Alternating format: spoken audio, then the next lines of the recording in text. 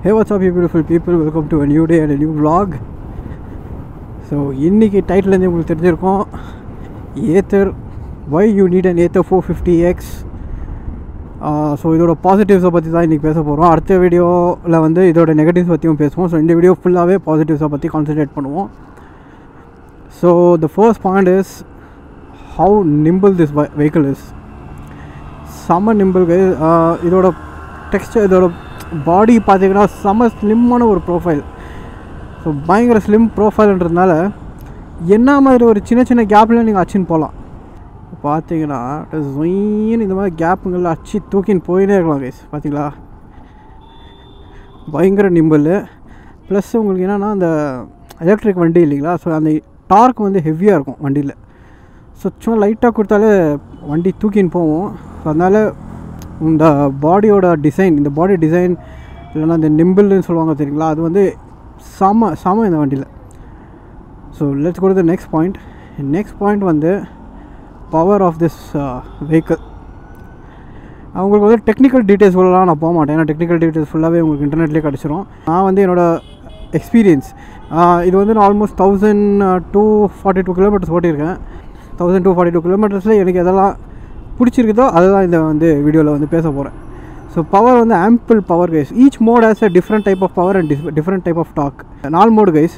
So ஒன்று வந்து eco mode, இன்னொன்று வந்து ரைடு மோட், அப்புறம் ஸ்போர்ட் மோட், வாப் மோட். ஸோ இதெல்லாம் இல்லாமல் ஈகோ மோட்லேயே 2வது மோடும் நீங்கள் வைக்கலாம் ஆக்சுவலாக. அது ஸ்மார்ட் ஈகோ மோடுன்னு அது பேர். ஸோ ஸ்மார்ட் ஈகோ மோடுன்றது என்னென்னா, நீங்கள் சிட்டியில் ஜென்ரலாக எப்படி ஓட்டுறீங்களோ அந்த பவர் நீங்கள் எப்படி ரேஸ் பண்ணுறீங்களோ அதை பொறுத்து அது வந்து, ஸோ அதெல்லாம் வச்சு அதுவே ஒரு ஈகோ மோடை வந்து ரெடி பண்ணி கொடுத்துரும் உங்களுக்கு. ஸோ அதுவே ஒரு ஈகோ மோடு அந்த பவர்லேயே. ஸோ உங்களுக்கு புல்லிங் கெப்பாசிட்டி இருக்காது, அந்த மாதிரி கிடையாது. ஸோ இது ஒரு மேஜர் அட்வான்டேஜ். பட் என்ன ஒன்றுனா, ஸ்மார்ட் ஈகோ மோடில் நான் சொல்கிறது அப்பில் வந்து கொஞ்சம் ட்ராக் ஆகும் இனிஷியலியில். அது ஏன்னா நம்ம பெங்களூர் டிராஃபிக் வந்து ரொம்ப இருக்கிறதுனால என்ன ஆகும்னா, நம்ம ஆக்சிலேட்டர் வந்து ஹெவியாக கொடுக்க மாட்டோம், ஸ்லோவாக தான் போவோம் வண்டி.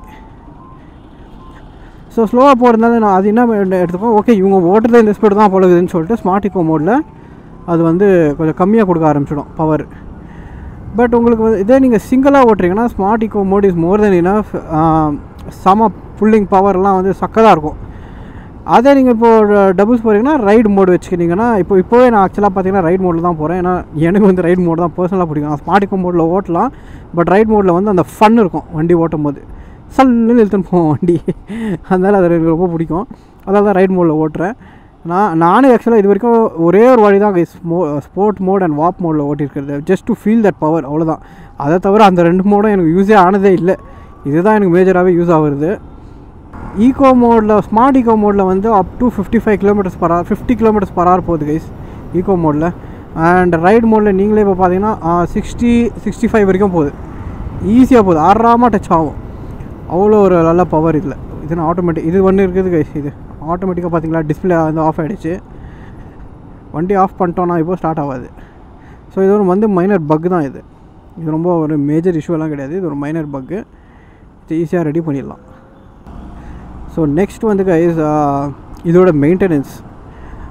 இது யூஸ்வலாக நீங்கள் டிப்பிக்கல் பெட்ரோல் வண்டி எந்த ஒரு பெட்ரோல் ஸ்கூட்டரோ மொபைட் எந்த ஒரு மொபைட் எடுத்திங்கனாலும், அதாவது ஃபியூல் கன்சம்ஷன் ஆகிற மொபைட் எடுத்திங்கன்னா உங்களுக்கு வந்து எப்போவுமே 1000 கிலோமீட்டர்ஸில் வந்து ஃபர்ஸ்ட் சர்வீஸ் ஆகும். அதுக்கப்புறமா ஜென்ரலாக ஒரு 5000 கிலோமீட்டர்ஸ் ஒன்ஸ் அந்த மாதிரி வச்சுருப்பாங்க.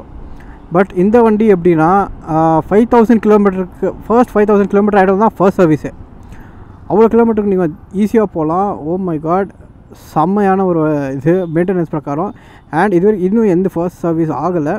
ஸோ ஃபர்ஸ்ட் சர்வீஸ் ஆகிடுச்சுன்னா எனக்கு தெரிஞ்சு என் ஃப்ரெண்ட்ஸ் ஓன் பண்ணுறாங்க ஏத்தர். ஸோ அவங்க என்ன சொல்லிக்கிறதுனா வித்தின் 1000 ருபீஸ் தான் விழும் உங்களுக்கு வந்து டோட்டலாக சர்வீஸ் காஸ்ட்டு. ஏன்னா இதில் என்ன இருக்குது, ஒன்றும் இல்லைங்களா, இன்ஜின் ஆயில் அந்த மாதிரிலாம் எதுவுமே கிடையாது. உங்களுக்கு மிஞ்சி போனால் இந்த பிரேக் ஆயில் அது வண்டி தான் சேஞ்ச் பண்ணுவாங்க, கொஞ்சம் அங்கங்கே லூப்ஸ் போடுவாங்க, அவ்வளோதான். அதை தவிர வேறு எந்த ஒரு பிரச்சனையுமே கிடையாது. ஸோ இதுதான் நம்மளோட மெயின்டெனன்ஸ் வந்து ரொம்ப சீப் கைஸ், ரொம்ப சீப். இப்போது நான் கேள்விப்பட்டது என்னன்னா, இப்போ இதோட மெயின் பார்ட் பார்த்திங்கன்னா இந்த வண்டியோட பெல்ட். அதாவது நம்ம வண்டிக்கெல்லாம் செயின் வரும் பார்த்திங்களா வீல் கிட்ட, ஸோ அந்த மாதிரி இதுக்கு ஒரு பெல்ட்டு தான் இருக்கும். ஸோ பெல்ட்டே உங்களுக்கு போயிடுச்சுன்னா கூட உங்களுக்கு சர்வீஸ் காஸ்ட் வந்து டோட்டலாக வந்து ஒரு 3000 குள்ளவே வந்துடும். 3000 எக்ஸிடே ஆகாது. அதுதான் கம்பெனி வந்து கிளைம் பண்ணியிருக்கிறது என்கிட்ட.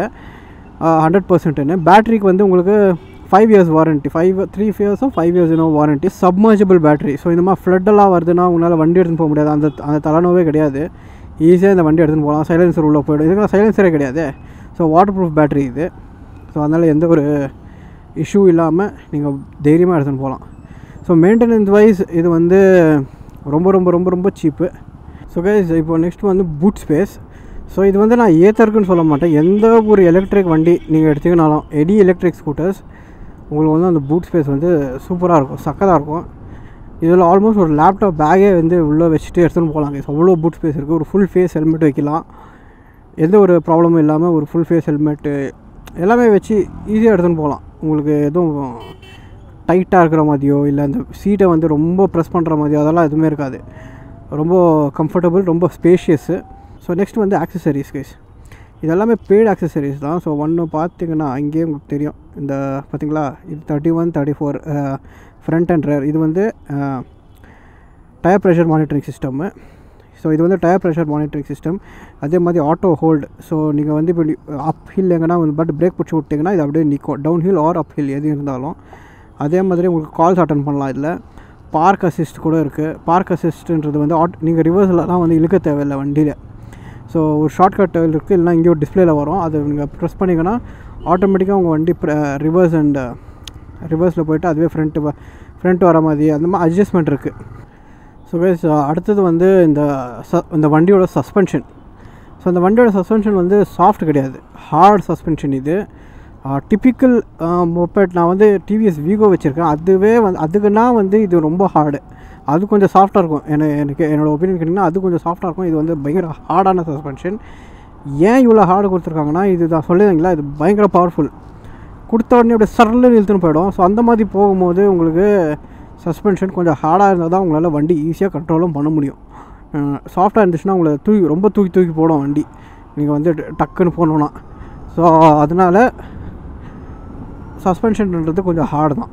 ஸோ நெக்ஸ்ட் வந்து சீட் ஹைட்டுன்னு பார்த்தீங்கன்னா, நான் இதோட எக்ஸாக்ட் சீட் ஹைட் எனக்கு தெரியாது.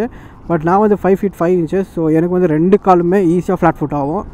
ஸோ சீட் ஹைட்டுன்றதுலாம் வந்து இந்த வண்டியில் வந்து பிரச்சனையே கிடையாது. நீங்கள் ஒரு 5 foot 5 inches இருந்தீங்கன்னா என்ன மாதிரி இந்த ஏத்தர் வண்டியை வந்து ஈஸியாக ஓட்டி எடுத்துன்னு போகலாம்.